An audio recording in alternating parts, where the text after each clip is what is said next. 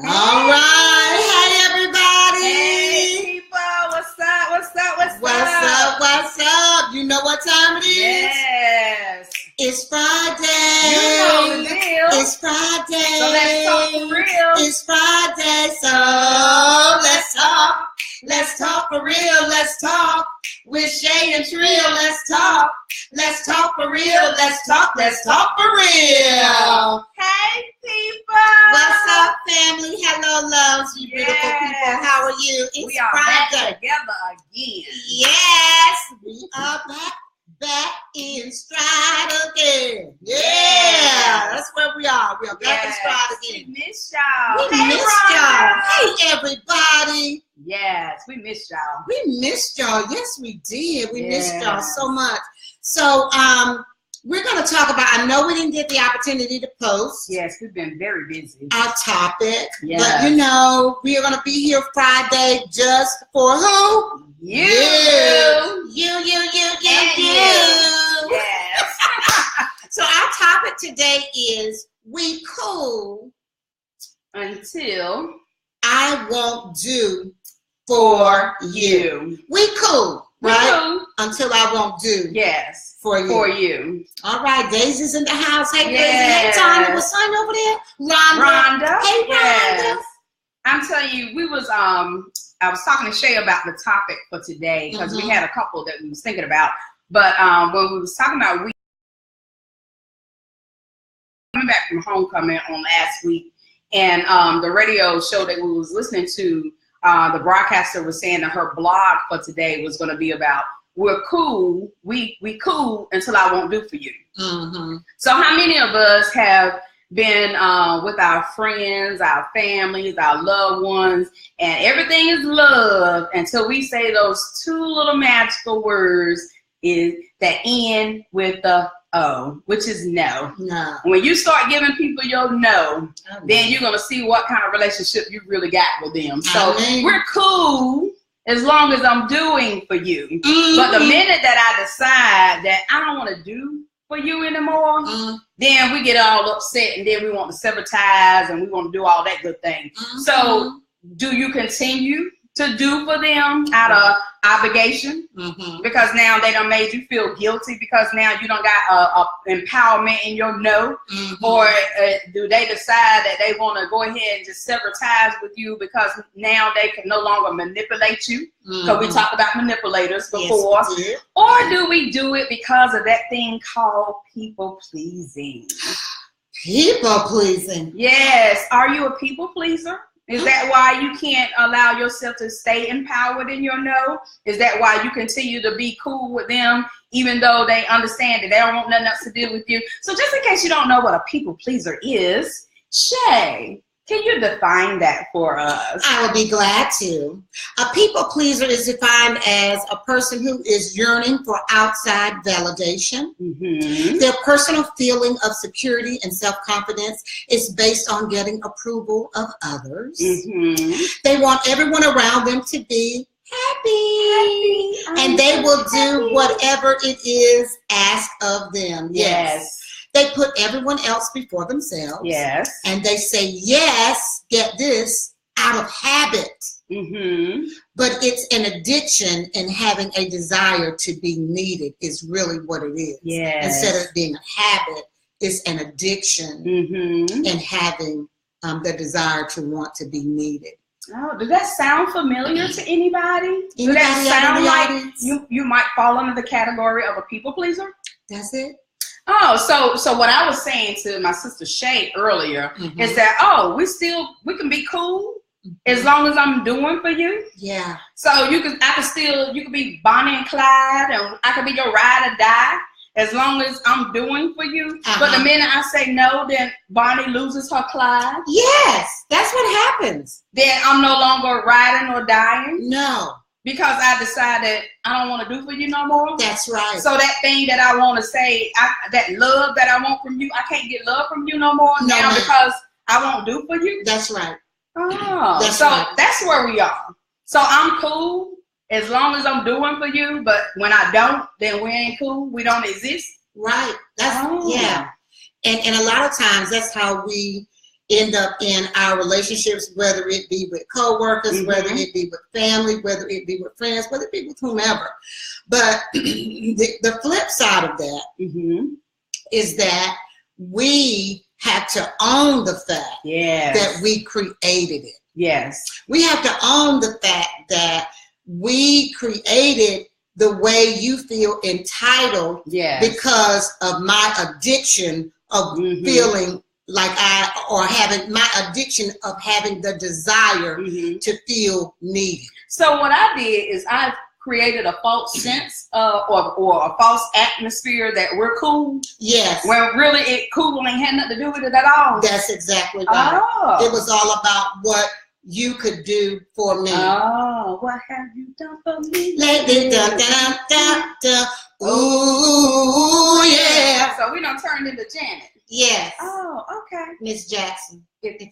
Yes. Yeah. Yes. Okay. So this is a thing. This is a thing about those of you who are people pleasers. And see, a lot of times we don't want to own our part in what we've done. But let me tell you about this process when you are a people pleaser, what happened to people that you're giving things to.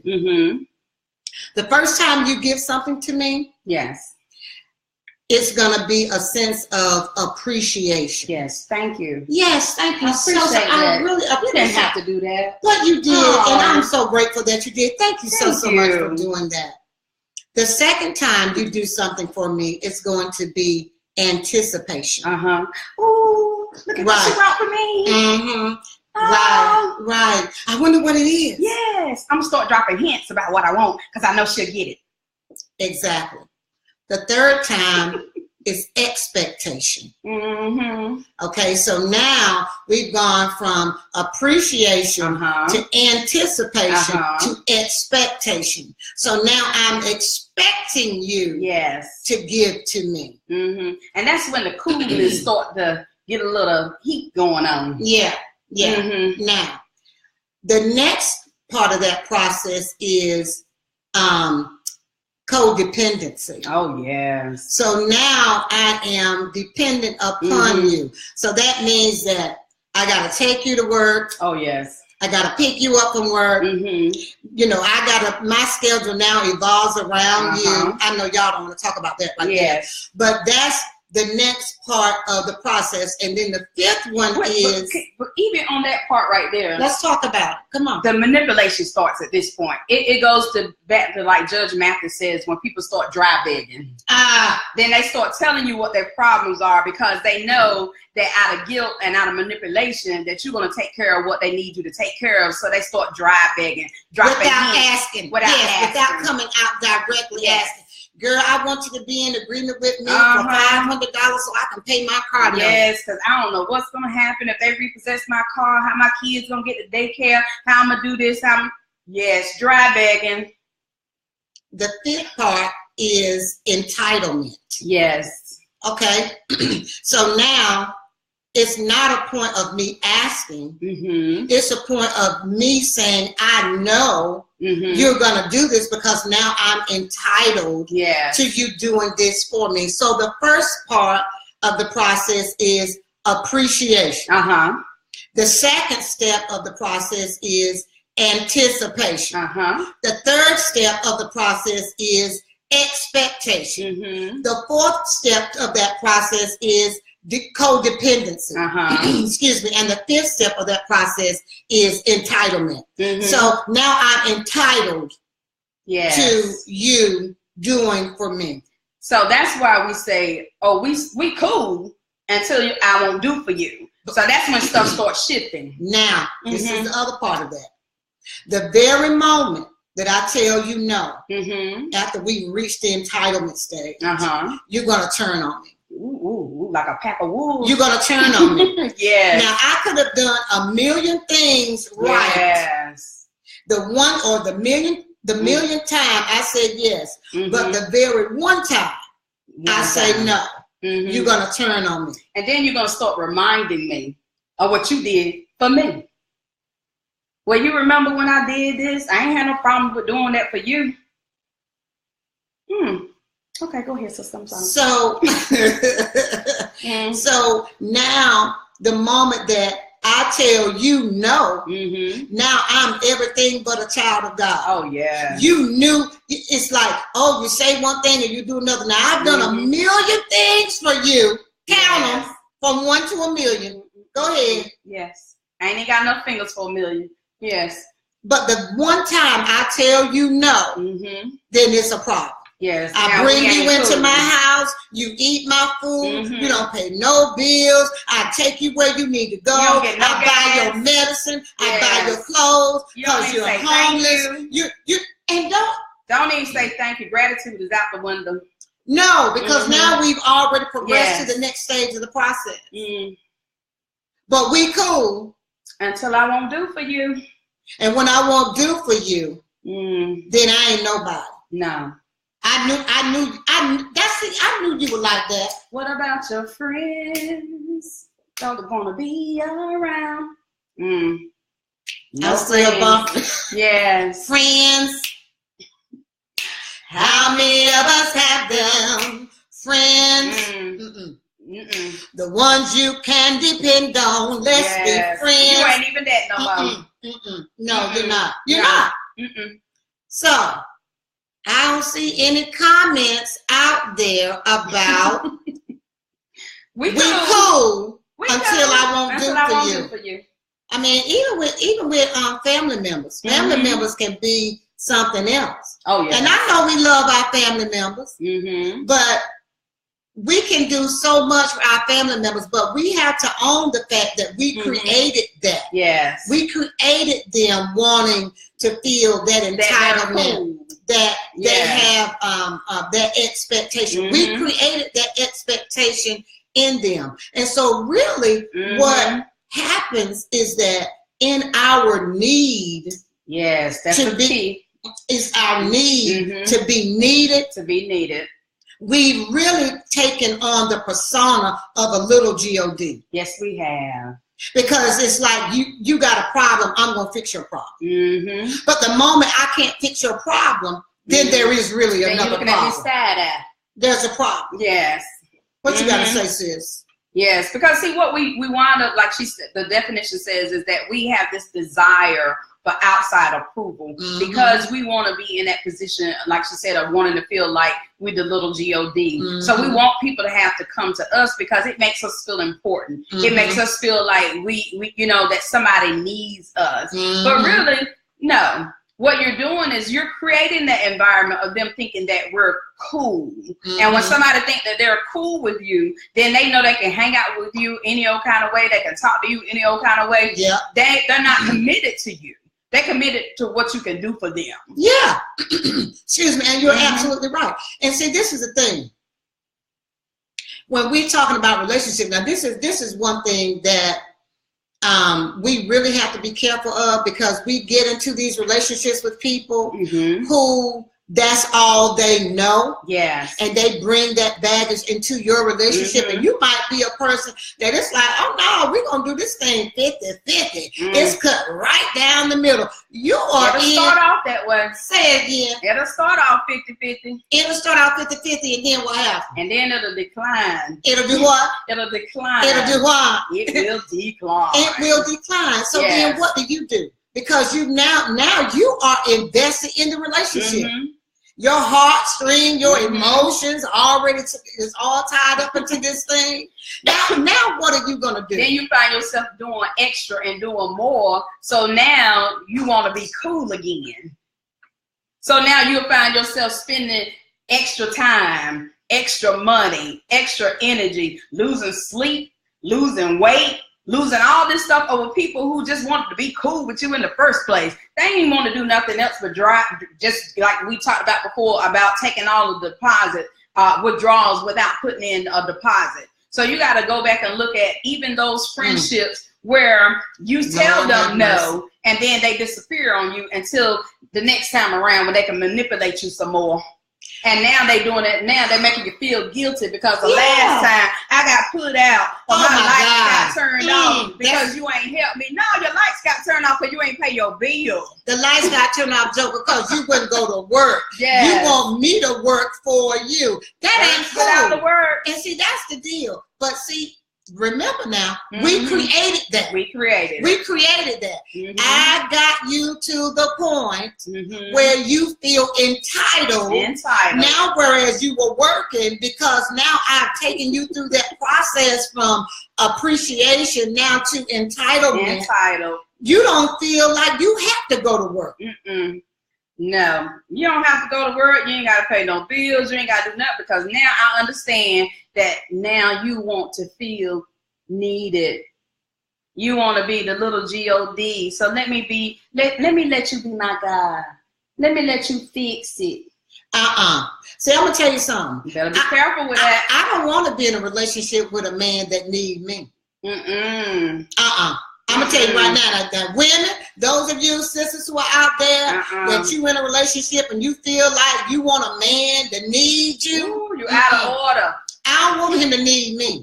I want him to desire me. I don't want him to need me, because when he need me, that puts me in a whole nother category. It puts me in and we'll talk about that another time. A whole nother genre. And yes, it does. Now I'm in the wrong role. I'm in the wrong position. Now my posture has to change. Now I'm the one that's leading. Now you become his mama. Girl, can we talk about the mama issues? You become his mama. Can I ask some of the sisters out there today? Do any of you deal with brothers, whether they're your husbands, whether they're your significant others, whether they're the love of your life? Does he have mama issues? How is that working out for you? You his mama. When he have mama issues, when he have mama issues in terms of abandonment, or mama didn't have the time to nurture him. And I'm not talking, this is not negative. I want y'all to hear me, because I don't want y'all to think I'm talking negative. What I'm saying is, are you in a relationship dealing with a man who has mama issues? And we got some women out there with daddy issues too. So it ain't one-sided. Well, can we just talk about that for a minute? Yes, go ahead. Can we talk about men who have women in your lives that have daddy issues? So actually what she is looking for in you is the thing that she has been lacking or has been void of from her father. So she's looking to you to give that to her. And what happens to you is you get so drained because you're trying to be the lover and the daddy. Yes, and then you wonder why you have an intimacy issues. Talk about that. Yes, you're having intimacy issues because now they're attracted to you for the wrong reason. They're looking for you to be a surrogate. They're looking for you to be a substitute. They're looking for you to put they're looking for a bottle. Right. Where they don't need a bottle. They need to be a man, and she looking for you to be the comforter and the rescuer and all of this. But no, you don't need, you already got a daddy. You already got a mama. But a lot of times we don't deal with our individual issues, and we bring that stuff together, and then we're wondering why our roles are out of order. Right. Because see, I'm going to tell you something about this relationship thing. You know, sisters, those of you who say, no, I want my man to need me. Let me tell you something about this process about wanting to be needed. The very moment you find yourself, because see, when a woman needs a man, that means that she needs him because she's operating through him. Right. The very moment you no longer need him and you find yourself, you gonna leave him. Yeah. Do you hear what I'm saying to you today? The very moment you say you need him, when you say you need him and you find yourself, you're gonna leave him. Because you're going to say, oh my God, I've outgrown him. And I know that there are women out there in their audience and men who have outgrown the person that they said that, oh, I'm your ride or die. I'm going to be with you forever. We're going to live a long life together. Now, the wind going to be blowing back in our hair, whether we got hair or not. The wind going to be blowing back in our hair. But that is not going to be the case. So we're no longer cool now. I don't need you. You don't do nothing for me no more. now I done growed up and now I realize who I am. And because I realize who I am, you can't manipulate me no more. Yeah. Now you can't control me anymore. Right. Right. So now we ain't cool no more. We ain't cool. We're just not cool no more. Cool. We're not cool no more. Hakeem said, I needed this right now. God is always on time.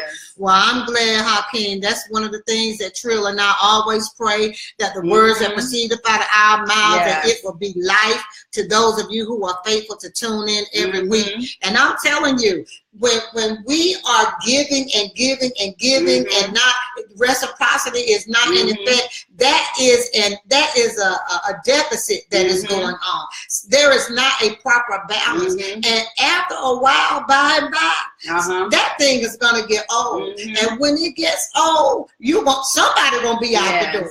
And then you got to go back and what Anjanette says. You only should because to help. I need you. Oh, you needed this. I'm sorry. I'm trying to read this from back here. Okay. Yes, we all need it sometimes because then you got to look at how you can stop yourself from being a people pleaser. Right. First of all, you got to acknowledge and realize that that's the position that you're in. Right. And once you do that, you got to set some boundaries. You do. And you have to see that you have value in a way that is just not about giving of yourself. Yes. You have to be okay and embrace the fact that there's a time. Let me give you, see, we said we cool until I won't do D-O for you. Let me tell you about the 3 do's. There's a D-O, a D-U-E, and a D-E-W. Go ahead. Okay? So there's a season in your life that you will do. You will do for others, right? And then there's a time in your life in a season that D-U-E will be in effect because of what you D-O in the first season. Now what is due you is coming to you. The Bible says that God is not mocked, whatsoever a man soweth, that shall he also reap it. So what I do in one season is going to cause D-U-E to come to me. And then when I transcend to the next season of D-E-W, that means that everything I touch is blessed. That means that the favor of God is reigning in my life. I don't even have to do anything now because what I did in the D-O season is causing me to reap in the D-U season. And God has breathed upon my D-U season that ushered me into my D-E-W season. So you got 3 seasons of do. D-O, D-U-E, and D-E-W. But we can't get to some of those because we're in that phase of trying to be cool. Trying to make sure that, like we said, being people pleasers. And you can't allow, and God wants to get to the point of the D-E-W where he's raining on you blessings, but he can't do that because you're so busy keep doing for other people that he can't do for you. You got to recognize the seasons. You got to. There's 4 seasons that nature knows herself that there's a time to grow. There's a time to die. We getting ready to go in the fall season, and we're gonna go from the fall to the winter. Then you know we have 4 seasons: winter, spring, summer, and fall. But why we think we're supposed to stay in the same season all the time? Because we want to be little GODs. Oh. Okay. Because we want to be little GODs. What other reason would there be? Oh, we want to stay in the cool season. Yeah, we want to stay in the cool season. And he's saying, no, that what you want to remain, I needed to die. Yes. And the thing that now has died, now it's time for growth. You still want to stay in the winter season. Oh, woe is me. Get your hind part up and let's move this train. So nature even knows it's not realistic to stay in the same season. Yes. But we don't. Right. And then we wonder why we overdo. Oh, y'all heard that go silent too? Right. Yes, you know what I'm saying? Yeah. We do a lot of times remain in a season longer than we should. Yes. If we really would be honest. And all you have to do is take time, like we have been saying probably for the last 3 or 4 broadcasts. Yes. You need to take time to breathe. Yes. You need to take time to inhale and exhale.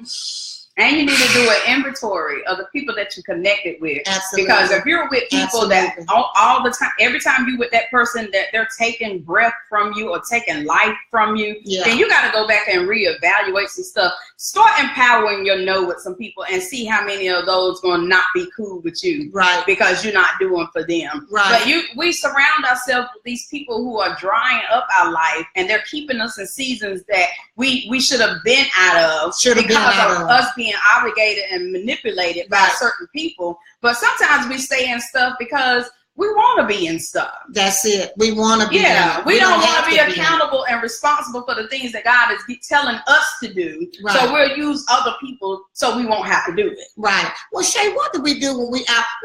Shay and Trill, what do we do when we're in a relationship and we outgrow the person? What do we do, Trill?